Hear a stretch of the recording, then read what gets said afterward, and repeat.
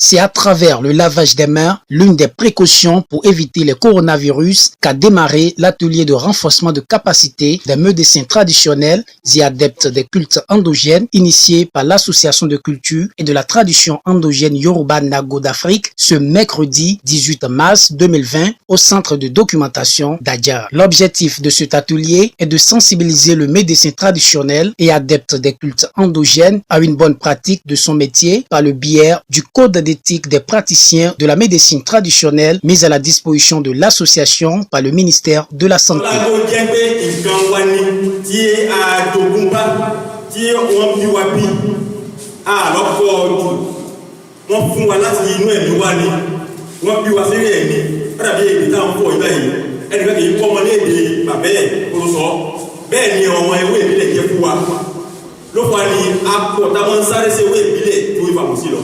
Elle est une médecine de proximité qui se caractérise par la diversité de ses moyens thérapeutiques, son accessibilité et son acceptabilité. Parce que avant Béninois, avant d'être Bénin, avant d'être Yoruba et avant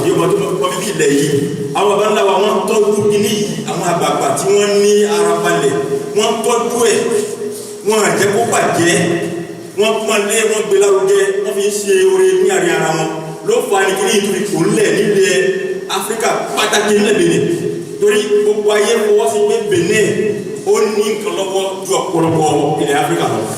àwọn wá ṣètò láti fi àwọn òfin tí ìjọba gbé kalẹ̀ yìí fi hàn wá ẹ̀rí kó lè jẹ́ ohun tí a máa tẹ̀lé dásì mọ̀ nípa ẹ̀ tí a ní bọ́ sínú òfin tíjọba la kalẹ̀ ní ìlànà tó lù.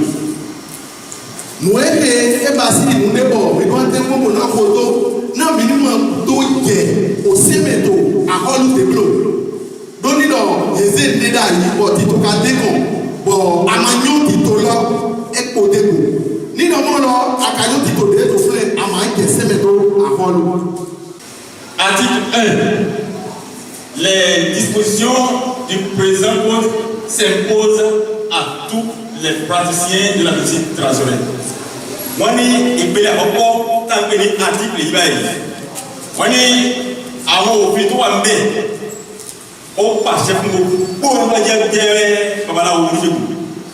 Òfin náà pàṣẹ fún gbogbo yẹn pátá tí kò dá ẹnìkan sí pé léyìí ó kọ́ lọ́wọ́ kàwé ní abẹ́ omi àbẹ́lẹ́lẹ́ Ifẹ̀ àbẹ́lẹ́ yẹn kọlọ́kọ́ lọ́rùn ó padà wáyé olóhùn babaláwo ọ̀hún rẹ̀ òfin náà ti dẹ̀ mọ́lẹ̀. ó gbọ́dọ̀ jẹ́ babaláwo àwọn oníṣègùn láì ní ìwé ẹ̀rí látọwọ́ ìjọba látọwọ́ ẹnìkan tí ó súnmọ́ ìjọba tí wọ́n mọ̀ pé ó jẹ́ oníṣègùn pé ó kà wọ́n lásán kà ń ṣèṣègùn lásán lábẹ́ ọmọdógún ní ìwé ga tó báyìí jẹ́ irọ́ ọ láti ní ìwé ẹ̀rí kan tó fẹsẹ̀ múlẹ̀ pé dájúdájú ìjọba mọ̀ ẹ́ pé oníṣègùn yẹn. Article 5.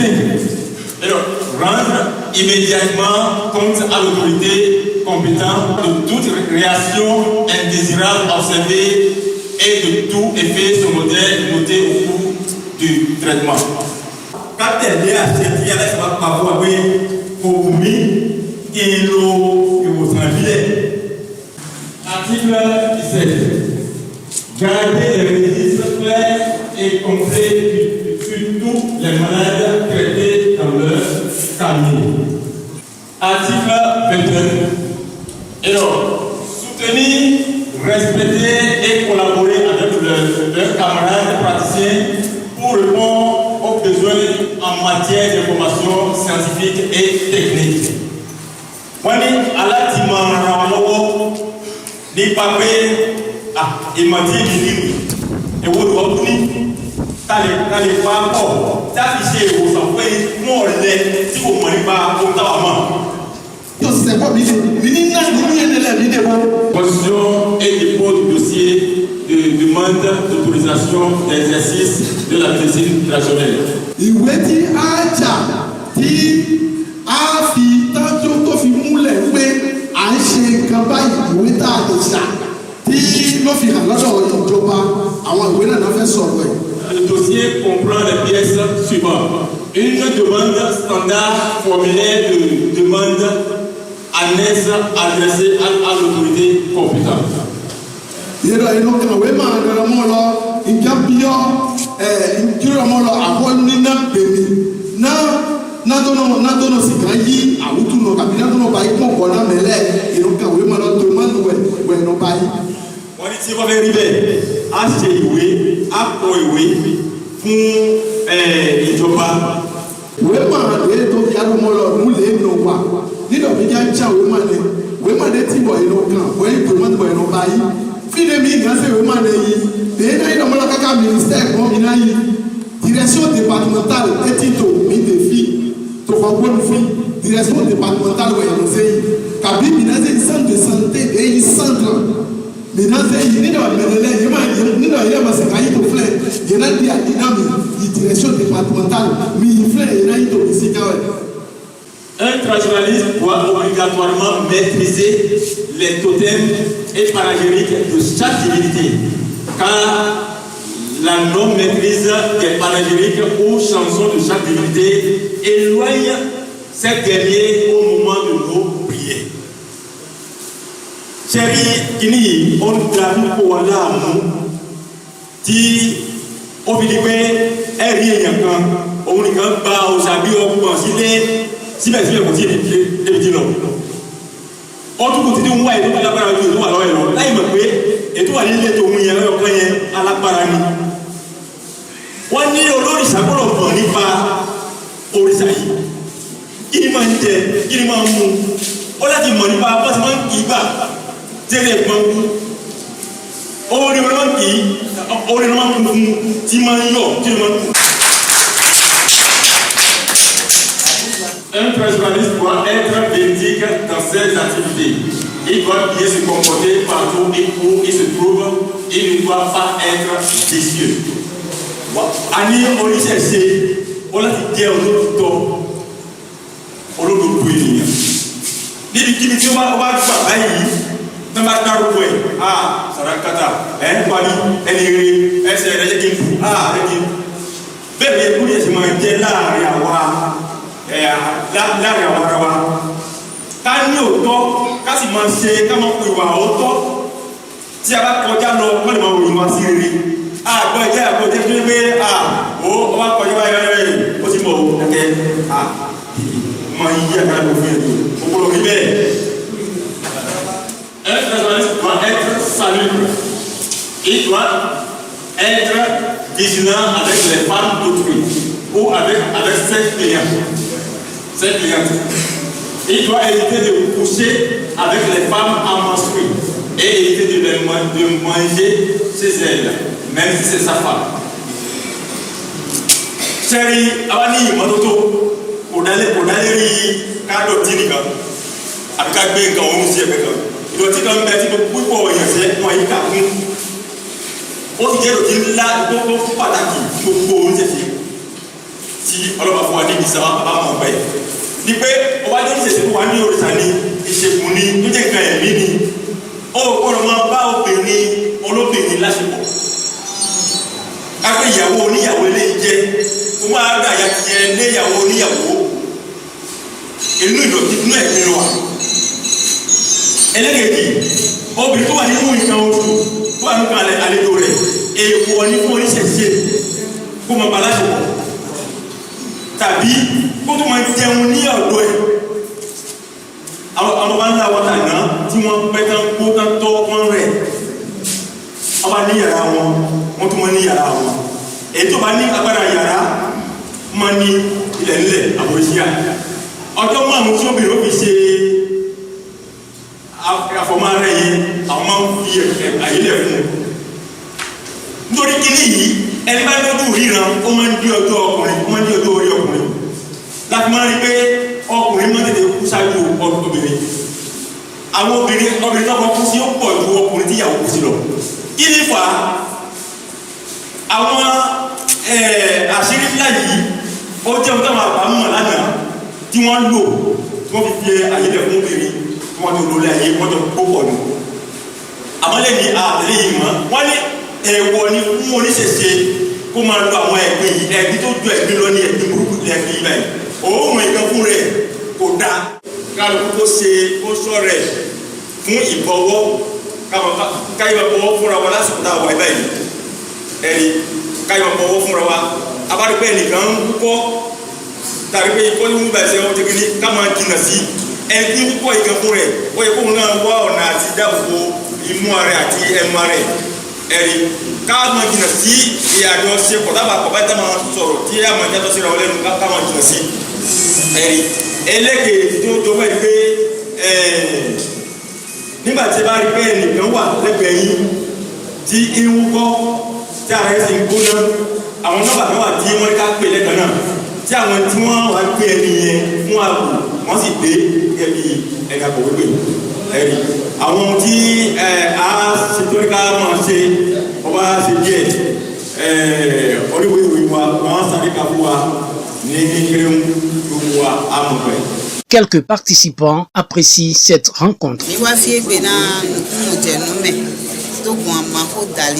Pàtàkì dèmi náà yìí sílẹ̀ gùn dèmi náà wà tún gbogbo máa dó jẹ mọ́ dídó ahọ́lùtọ̀mẹ̀ kò máa dó jẹ òsín ahọ́lùtọ̀mẹ̀ bọ̀ òsín náà wà hò mí dèmi náà yìí oṣù ògbẹ̀tàn lẹ́dọ̀ dèmi náà yìí oṣù náà máa dó kú ẹ̀ mẹ̀dá hò mí tàn ọba àṣà ìwà kúnà mi tó ẹgbẹ́ bọ̀ hẹ̀ mí jẹ mọ́ jẹ mẹ́tàn. dáì ní máa wà ní kúnà tẹ̀ hẹ̀ susu mi tó náà jà yìí sùmítọ́nà jà ibi náà kílá fọ̀bọ̀ mú àyẹ̀ lọ ìwé ìkùn mi dé edo òsín.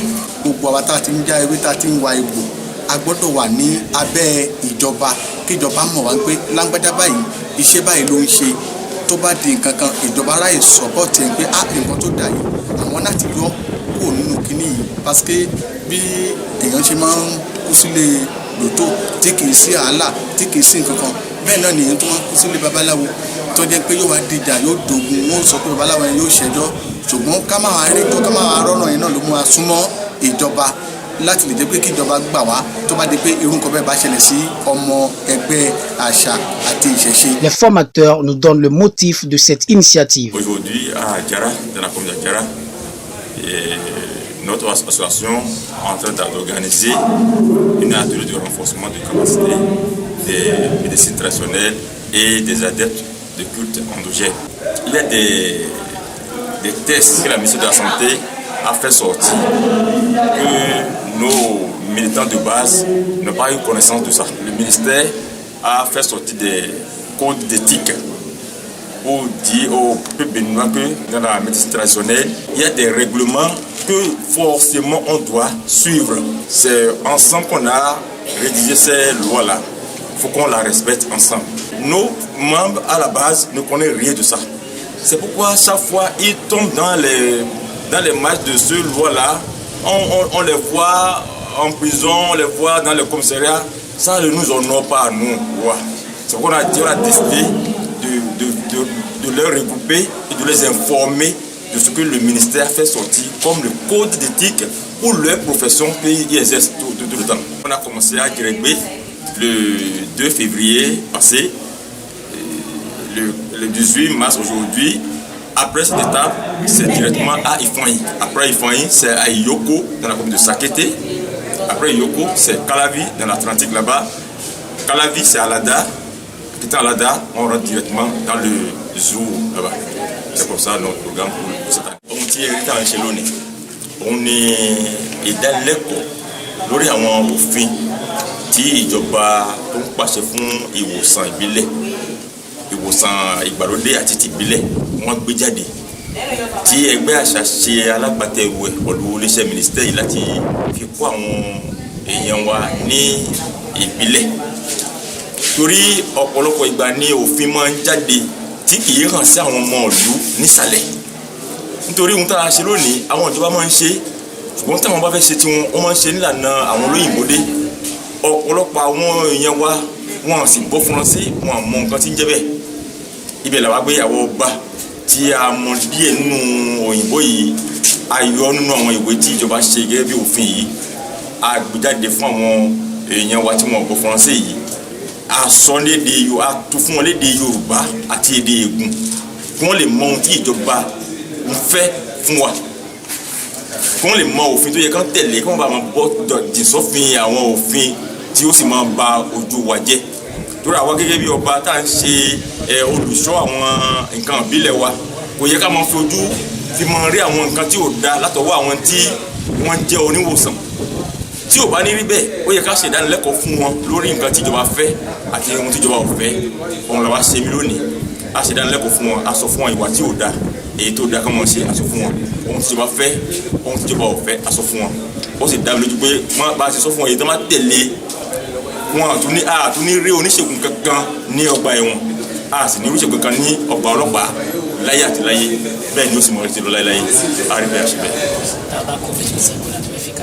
bẹ́ẹ̀ ni a ti ṣe ìgbélé àkọ́kọ́ ní ìlú Jẹ̀rẹ̀gbé ní 2 oṣù kejìlá ọdún tá a wà yìí 22 oṣù kẹta tá a wà yìí lónìí ìlú Àjàrà abákò ìlú Àjàrà lónìí 4 oṣù kẹrin tá a wọ̀ ìlú Ìfọ̀nyì ni à ń darí sí abákò ìlú Ìfọ̀nyì a darí sí ìlú Ìyókò lágbègbè Ìsàkété abákò ìlú Ìsàkété a darí sí Káláví abákò ìlú Káláví a darí sí ìlú Àlàdà tí a bá kó nílùú Àlàdà a darí sí ìlú Zoo lọ́hùn ìyẹn Àgbómẹ̀ àti àwọn náà lọ́hùn a darí sí agbègbè ọ̀hún láti kó fún wọn ní ìdánilẹ́kọ̀ọ́ kí ìṣẹ̀ṣẹ̀ wa kó lè dára. D'abord, je vais parler de mes impressions qui sont bonnes. C'est une initiative louable de la part de Sa Majesté Acha. Ouais, ce qu'il vient de faire rentre dans la droite ligne des autorités du ministère de la Santé. Et mes attentes, c'est que ça soit pérennisé. Il ne faut pas que ça s'arrête là. Surtout que la période actuelle est une période c'est-à-dire dans laquelle nous devons nous méfier. Vous voyez, comme il vient de marquer un pas, il est attrapé de sa structure, il doit s'atteler à tout ce qu'on leur a appris tout à l'heure. Parce que le ministère de la Santé, depuis janvier 2019, a eu à partager ces informations que Sa Majesté a voulu partager avec la base. C'est ce que nous voulons. Il faut que l'information aille à la base. Il a commencé par la base. Donc il faut que la base maintenant s'approprie de ce que le ministère de la Santé a lancé. Il faut que ça soit pérennisé. Les regards sont donc tournés vers une autre localité. Ọ̀ṣẹ́òfúrá TV, ìmọ́lẹ̀ àṣà àti ìṣe ilẹ̀ adúláwọ̀.